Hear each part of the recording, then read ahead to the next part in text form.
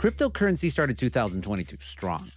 Bitcoin, the most popular type of it, was around its all-time high of $68,000 per coin. But as 2022 ends, what was supposed to be a revolutionary way to buy, save, and invest has collapsed. Cryptocurrencies have also cratered. Bitcoin, which was at almost $69,000 in November, slumped to below $20,000 this month.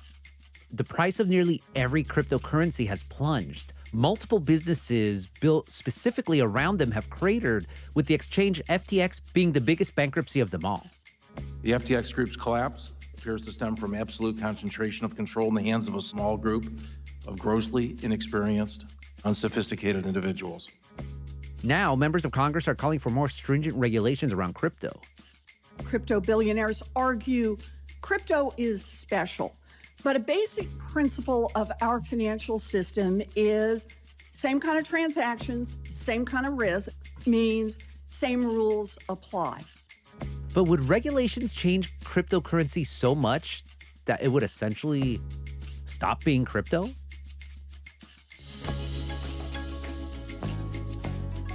I'm Gustavo Arellano. You're listening to The Times, essential news from the LA Times. It's Wednesday, December 21st, 2022. Today, can regulation save defiantly anti-regulation cryptocurrency?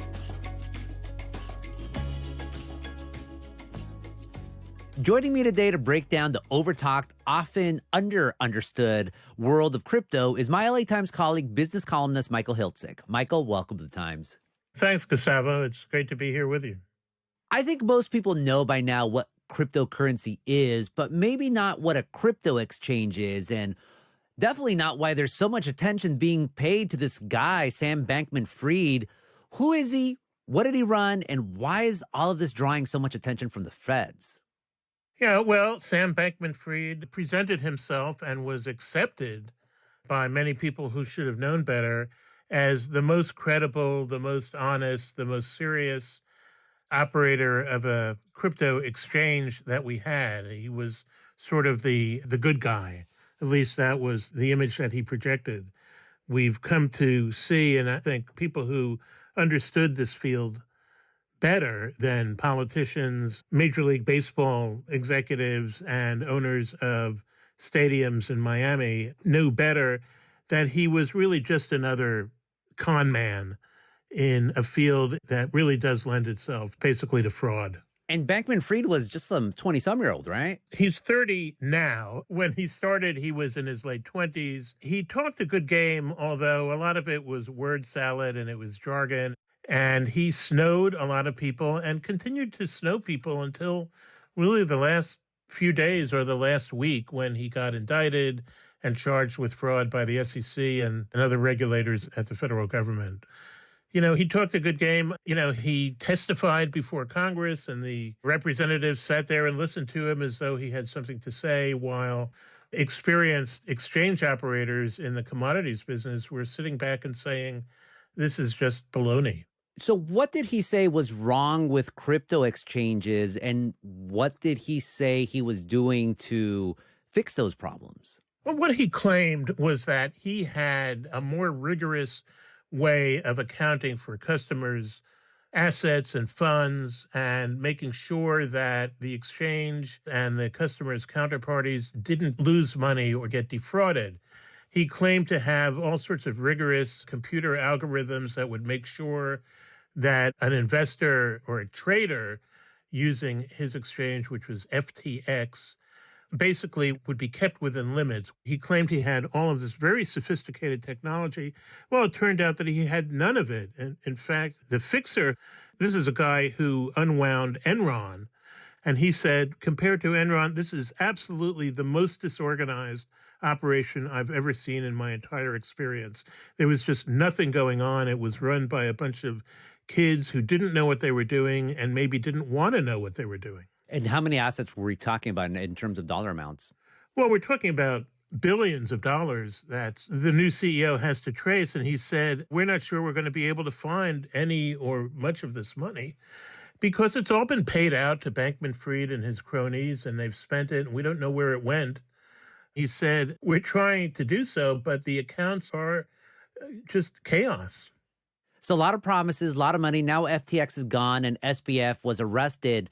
What happened?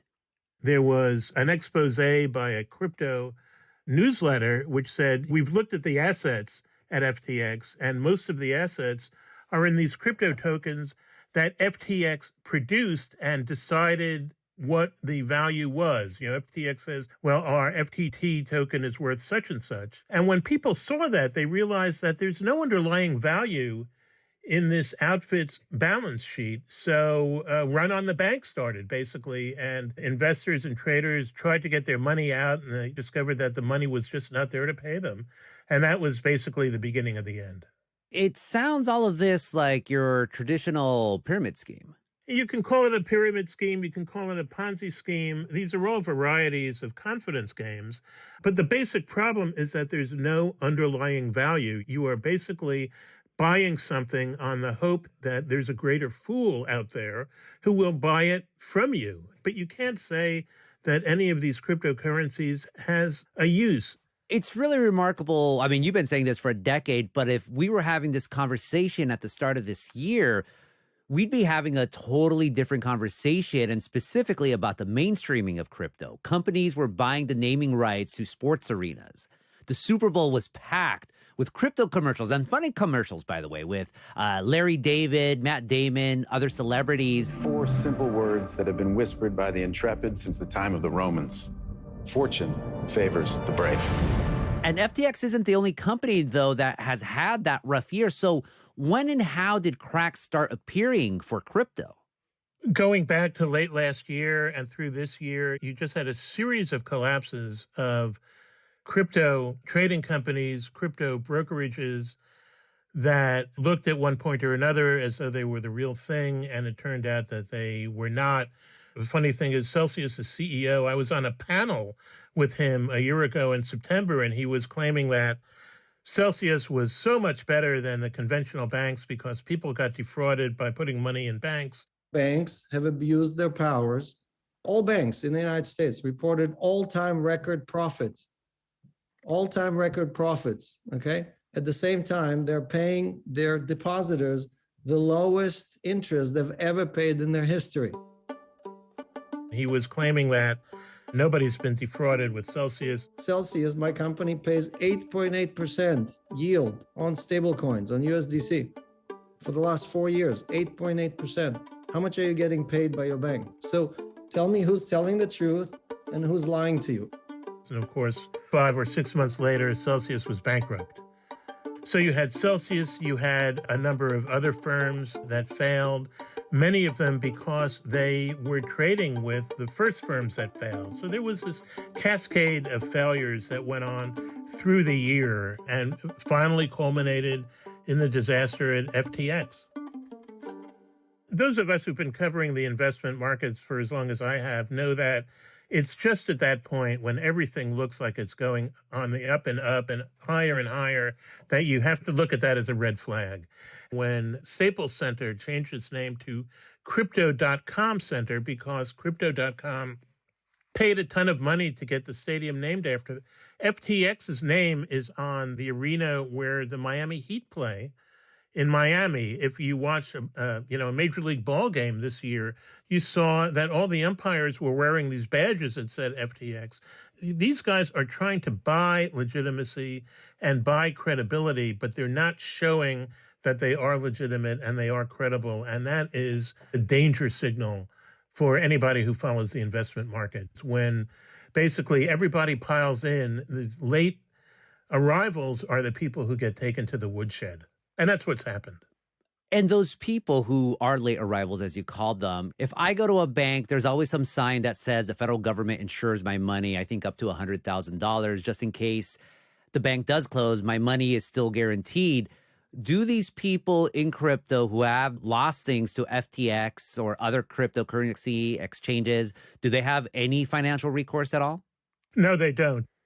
If a bank goes under, the FDIC will cover you up to $250,000 of deposits. A crypto exchange goes under, you have no recourse. And that's why John Ray, the receiver of FTX, has been saying, we're not sure that anybody is going to see a dime of what they put in with these people. Coming up after the break, how the big crypto companies strayed from the original vision of cryptocurrency.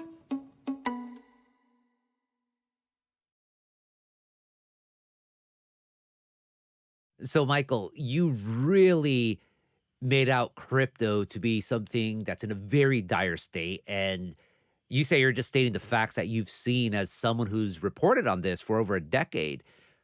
So, why, though, then, did cryptocurrency like Bitcoin and companies like FTX get so popular in the first place, or at least make billions of dollars or be worth billions of dollars? I guess what I'm trying to get at is if cryptocurrency is such a supposed grift, what was or is the allure of crypto to people? It started with Bitcoin. Bitcoin originated in an algorithmic computer science paper, which said, there's a way that we can trade value that doesn't require an intermediary like a bank or a brokerage or a central bank. And we can create this currency that's entirely independent of government. And this appealed to the libertarian streak and a lot of people who said, well, government is just in the way and government is evil. And central banks manipulate their currency for the benefit of the elite and insiders. And we're going to free the currency markets from that by creating our own currency, creating value for it, and allowing it to be traded in and out of national boundaries. So that was the basic idea. And you still hear crypto enthusiasts saying, we're much better than what they call fiat currency. And fiat because a government by fiat tells you what the value is of a dollar or a yen or a euro. So it appealed to sort of the Idaho types who think, they can protect themselves from the machinations of evil governments. Okay, so the proponents of cryptocurrency pitched it as this libertarian dream, but what are the drawbacks of cryptocurrency?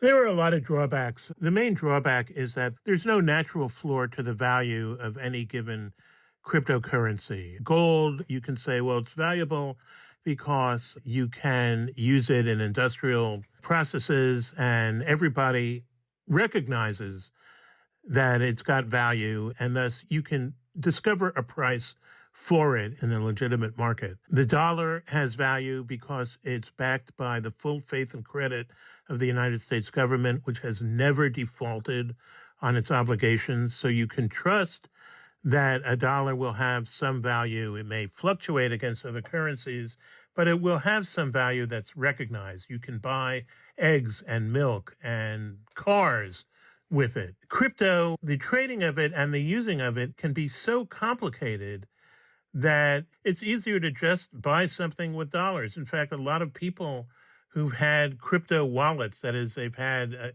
accounts with crypto in it, basically, if they want to use it in the real world, all they can do is convert their crypto to dollars and then use the dollars. One drawback certainly is that your account is validated by a code that you have to remember or keep a record of. And if you lose that code, you lose access to your crypto forever.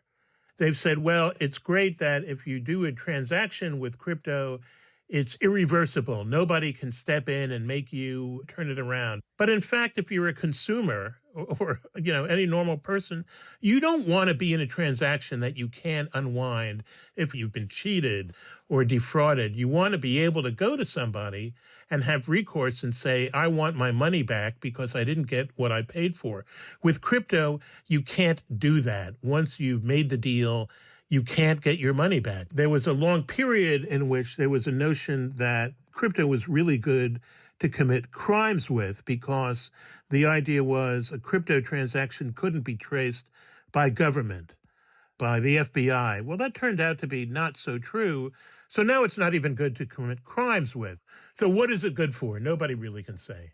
So all of these benefits really, if you drill down, begin to look much, much more like drawbacks. And that's really one of the fundamental problems with crypto. So if there are so many risks attached to cryptocurrency, Michael, what did its proponents say to try to convince the public, hey, cryptocurrency is safe, trust us, come join the cryptocurrency movement?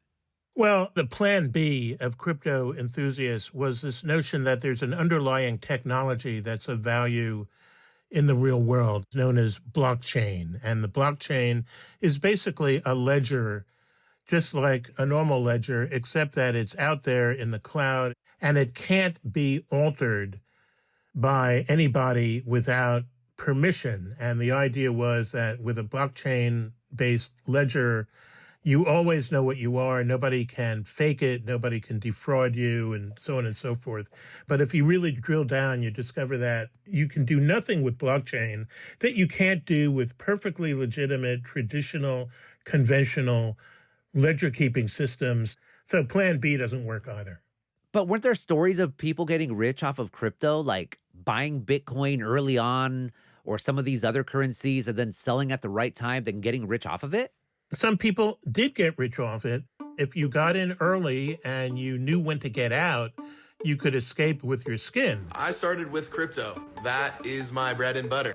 I entered right there at $10,000, and we saw where price went after that. Problem is that was a fairly small cadre of investors and buyers. But by the time that crypto was being advertised at the Super Bowl, like I was saying, it's FTX. It's a safe and easy way to get into crypto. I don't think so. And I'm never wrong about this stuff. people were getting in at a very high price. And they've all lost money because last February and really last November of 2021 was the peak for Bitcoin. It's only come down since then. And people who got in that period just have been destroyed. So I lost $1.5 million on FTX. I filed for bankruptcy. That money is gone and I will never see it again. They've lost tremendous amounts of money. They thought they were getting in on the ground floor. And in fact, they were getting in at the penthouse. And the only way to go is down. And that's really what's happened, I think, to most of these investors.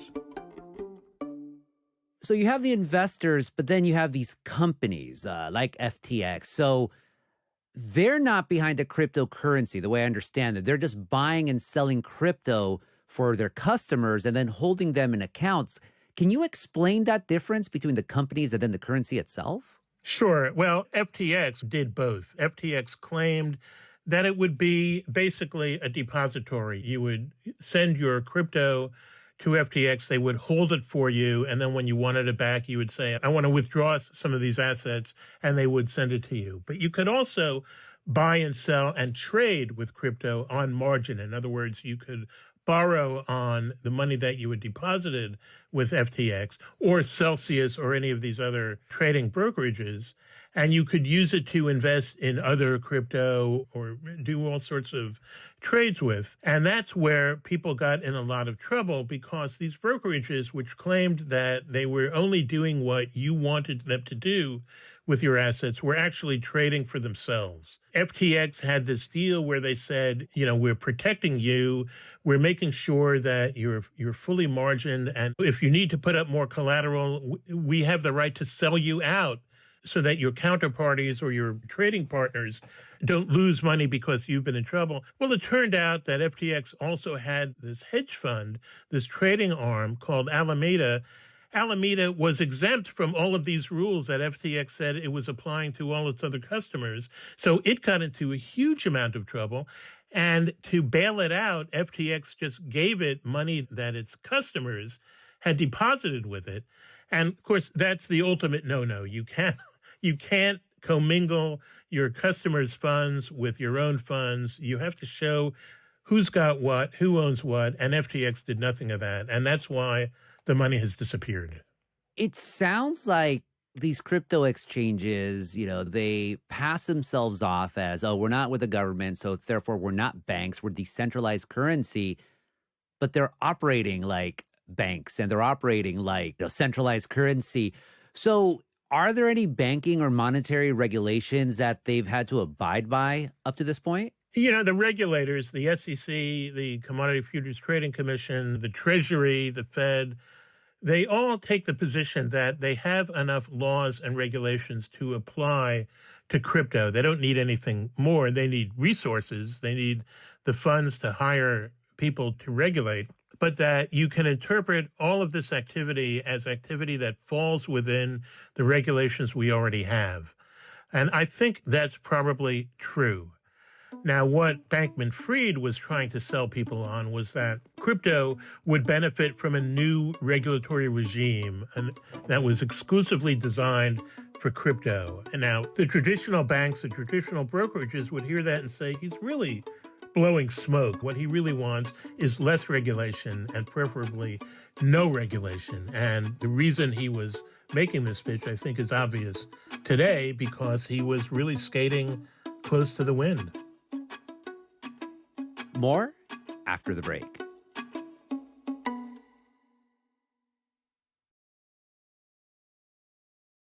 So, Michael, the SEC and other regulators say they know and they're going to be able to rein in crypto. But has the collapse of FTX, Celsius, all these other companies in the crypto world prompted any new calls to make broader regulations? Yeah, the regulators, the legitimate regulators, the SEC, the CFTC, Treasury, the Fed, they've been calling on Congress to allow them, or at least to encourage them, to get involved in crypto regulation. The Treasury Secretary, Janet Yellen, has been saying for a long time that she thinks crypto, if it gets out of control, might damage the overall financial system, but it hasn't yet. So the legitimate regulators have been calling for years, really, on Congress getting its leash on crypto. But they also say they're willing to step in now. There's been a dispute among the regulators about who really should be the lead regulator of this field. But nobody really thinks it needs new laws of any great moment to regulate.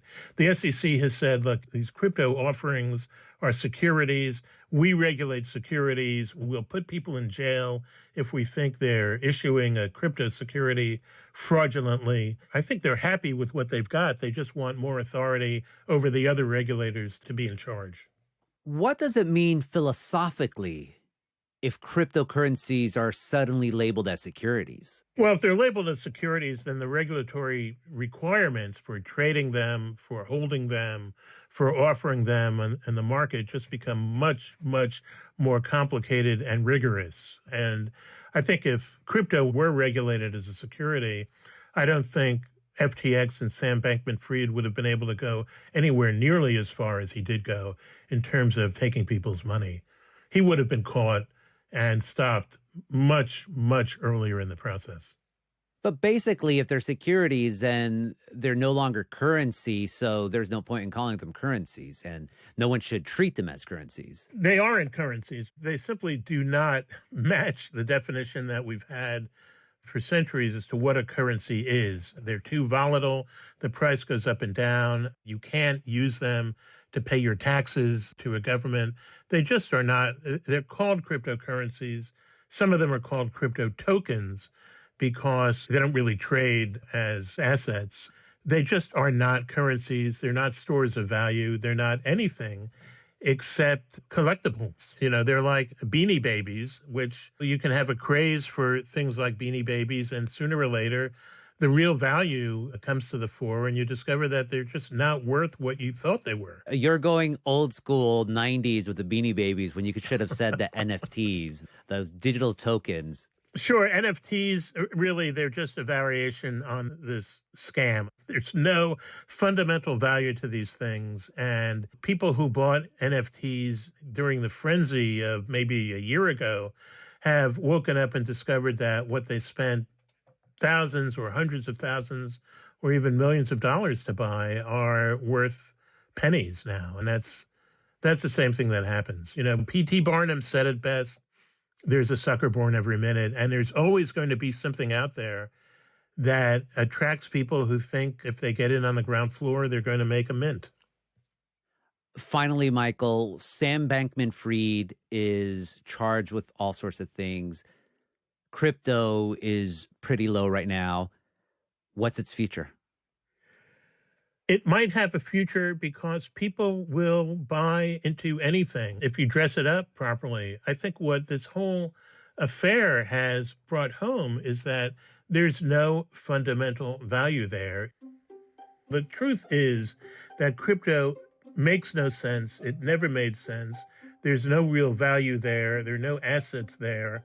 It's essentially a con game, and it inevitably was going to blow up.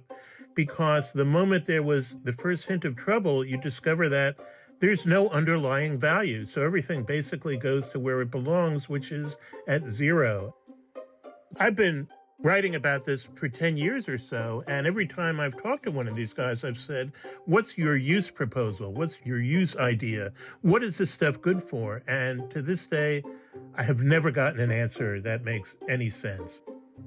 It's really just a platform for fraud. And I think a lot of people who were interested in crypto before this basically have woken up and seen that it's really not a smart investment for anybody. But there will always be people who will buy into something new. I think crypto may reemerge dressed up in some new way. It will attract followers, but it's all going to come apart sooner or later, as this did.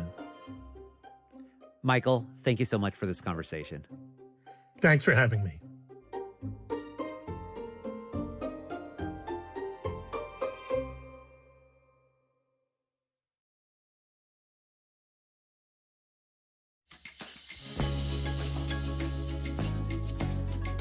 And that's it for this episode of The Times, essential news from the LA Times. Nicholas Perez and David Toledo were the jefes on this episode. It was edited by Hiba El-Orbani and Mario Diaz, mixed and mastered it. Our show is produced by Shannon Lynn, Denise Guerra, Kasha Brasalian, David Toledo, and Ashley Round. Our editorial assistants are Roberto Reyes and Nicholas Perez. Our engineers are Mario Diaz, Mark Nieto, and Mike Heflin. Our editor is Kinsey Mortland. Our executive producers are Jasmine Aguilera, Shani Hilton, and Hiba El-Orbani, and our theme music is by Andrew Eapen. This is Nicholas Perez's first episode that he made happen, so congrats, man. On to the next one. Also, we want to hear your memories of LA's most famous mountain lion, P22, who sadly passed away this past weekend. Call 619-800-0717 and tell us who you are, where you live, and how to spell your name. Then share your memory as a voicemail. We may use it online, in print, or in this podcast. I'm Gustavo Arellano. We'll be back Friday with all the news and desmadre. Gracias.